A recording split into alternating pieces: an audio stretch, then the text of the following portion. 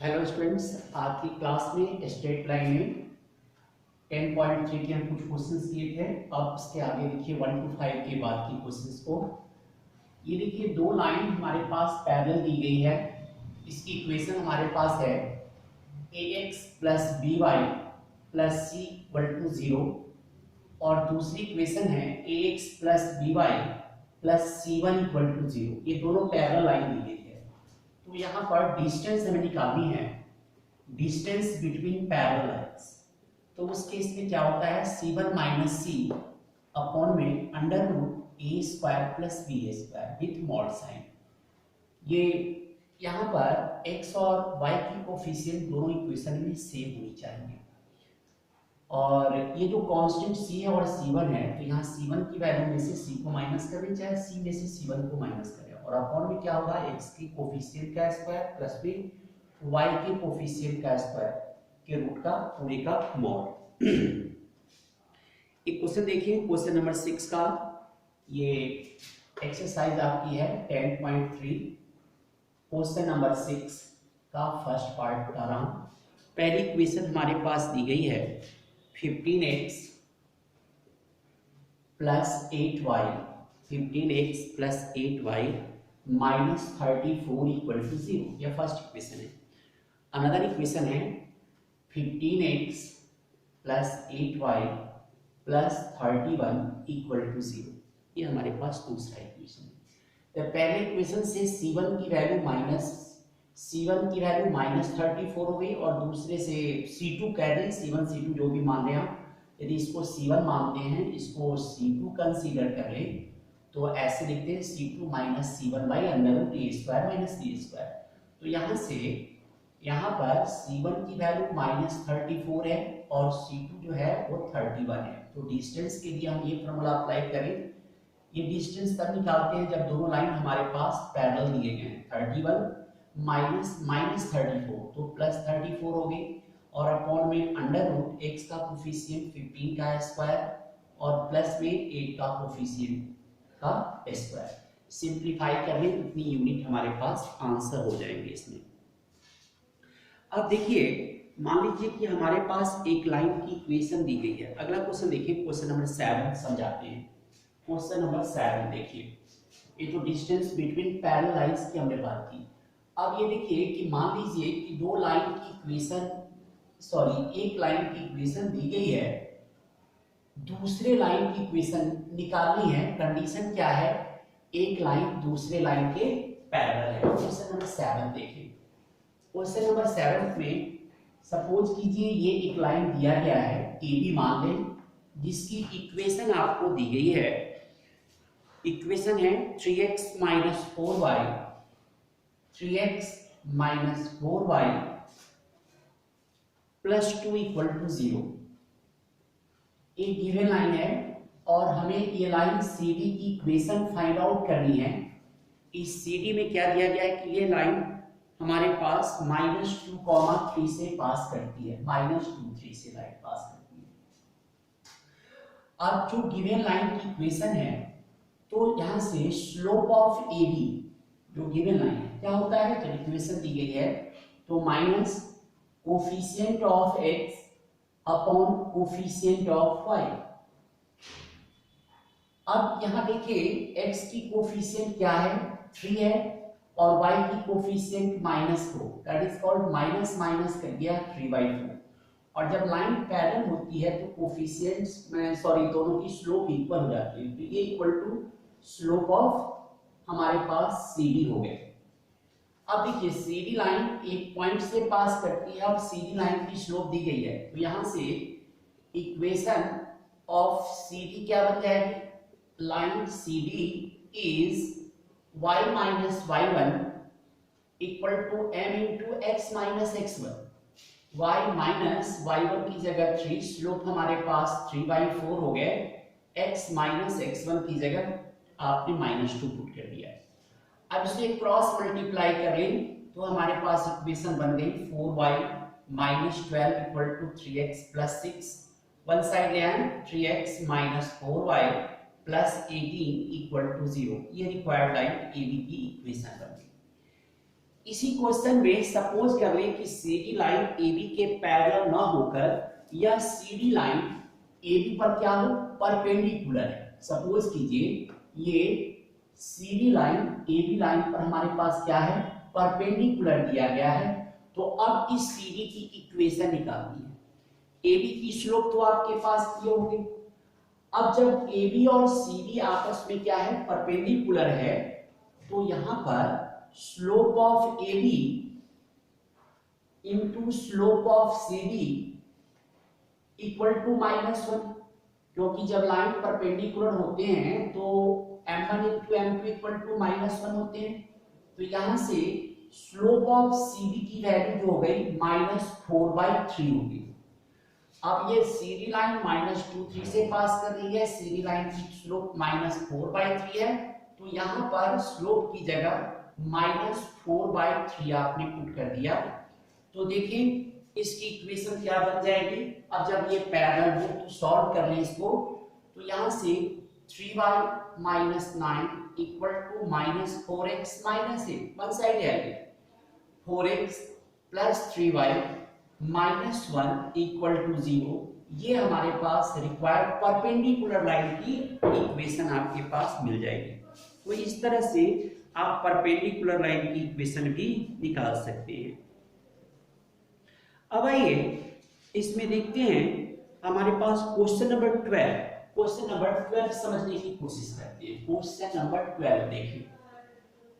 Question number 12 क्या दिया गया है, क्वेश्चन देखा है क्वेश्चन नंबर 12 में कि 2 lines passes to the point 2 3। दो लाइन जो है 2 3 से पास कर रही है। 2 3 पॉइंट दी गई है, उस 2 3 पॉइंट से दो लाइन पास कर रही है। एक लाइन ये है, सपोज करें अनदर लाइन हम ये कंसीडर कर ले रहे हैं और यही पॉइंट 2 3 है। ए बी लाइन ये कंसीडर कर रही है, इसे सीडी लाइन मान लें आप। सीडी लाइन ये हमारे पास है। और क्या दिया गया है कि यहां पर और एंगल बिटवीन टू लाइंस हमारे पास 60 डिग्री है। दो लाइन के बीच की एंगल 60 डिग्री दिया गया। Slope of one line is 2। m1 मान लीजिए ये 2 है, तो हमसे पूछा जा रहा है कि आप find the equation of other line, दूसरे लाइन की इक्वेशन निकालनी है। देखिए सबसे पहले 2 3 से पास होने वाली लाइन की इक्वेशन क्या हो गया, equation of line passing through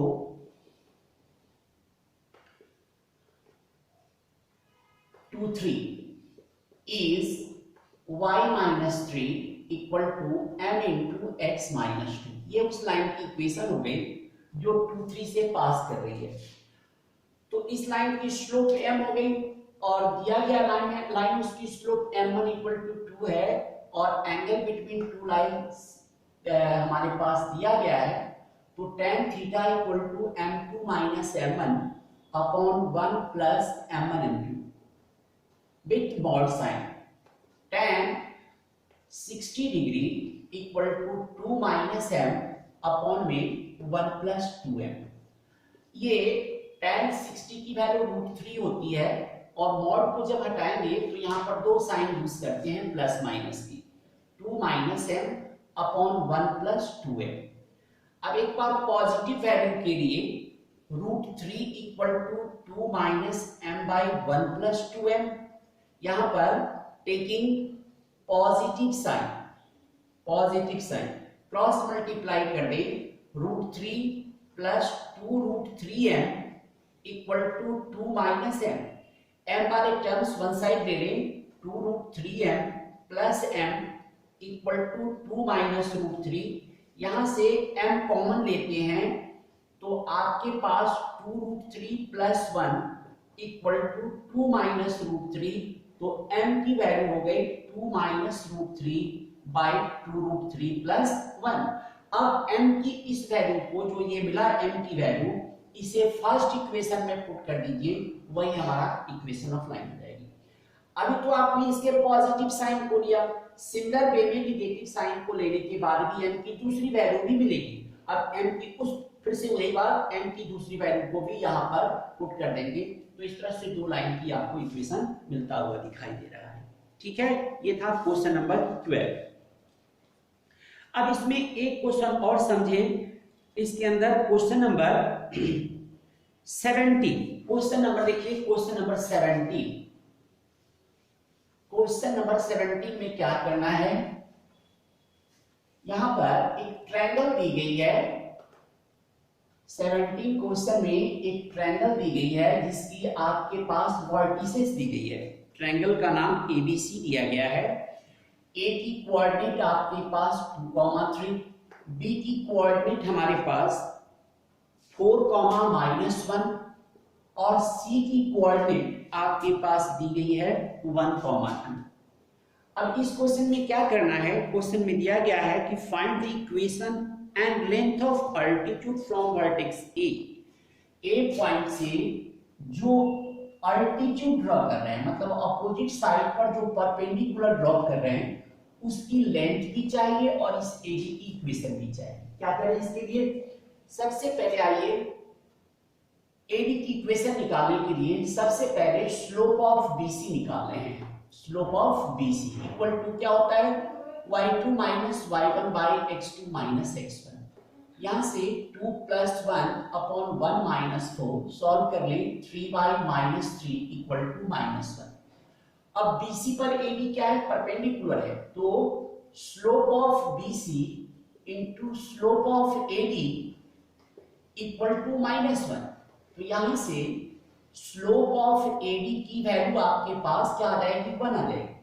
अब AD लाइन जो है क्या है, एक पॉइंट से पास करती है, तो equation of AD is y minus y1 m x minus x1, y minus 3 m की जगह 1 x माइनस 2। इक्वेशन सॉल्व कर ले, x minus y plus 1 equal to 0। ये हमारे पास इस AD लाइन की इक्वेशन बन गई। अब आपको क्या करना है, यहाँ पर AD की लेंथ भी निकालनी है, तो इसके लिए क्या करें, ये हमारा एक्सटर्नल पॉइंट है, तो यहाँ पर सबसे पहले हम यहाँ पर इक्वेशन ऑफ BC निकाल रहे हैं। Equation of BC is, formula जानते हैं, y minus y1 upon y1 minus y2 equal to x minus x1 upon x1 minus x2। इस फॉर्मूले से आप दो पॉइंट से पास करने वाली लाइन की इक्वेशन निकालेंगे, तो y माइनस, तो ये +1 हो गया, -1 -2 equal to x minus 4 upon 4 minus 1। तो y plus 1 by -3 x minus 4 by 3, 3 and 3 cancel कर दिया, तो y plus 1 equal to minus x plus 4।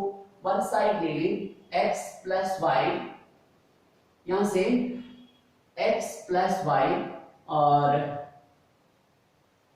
-3 equal to आपके पास ये 0 हो गया। इस तरह से हमने क्या किया, इक्वेशन सही निकालने के लिए फिर से बार चेक कर लें, y माइनस y1, तो y माइनस 1 हो गई, -1 -2 -3 हो गए, x माइनस x1 और x1 माइनस x2, ठीक है। तो y plus 1 by -3, x minus 4 by 3 cancel कर दिया, y प्लस 1 अपॉन में -x, ठीक है। वन साइड ले लिया आपके पास, तो ये इक्वेशन हमारे पास BC की ये बन गई, x plus y minus 3 equal to 0। अब आपको AD की लेंथ निकालनी है, तो आप क्या करें, length of AD external point से, तो length of AD equal to, इस इक्वेशन में x और y की जगह वैल्यू रख दें, 2 + 3 - 3 अपॉन में अंडर रूट x का कोफिशिएंट 1 का square with mode side 3 cancel कर दिया, 2/√2 इक्वल टू √2 यूनिट्स। ये हमारे पास आंसर हो गया। तो इस तरह हमारी जो है ये एक्सरसाइज कंप्लीट होती है। नेक्स्ट क्लास में हम कुछ नए चैप्टर के साथ बात करेंगे। आज के लिए इतना ही, थैंक यू।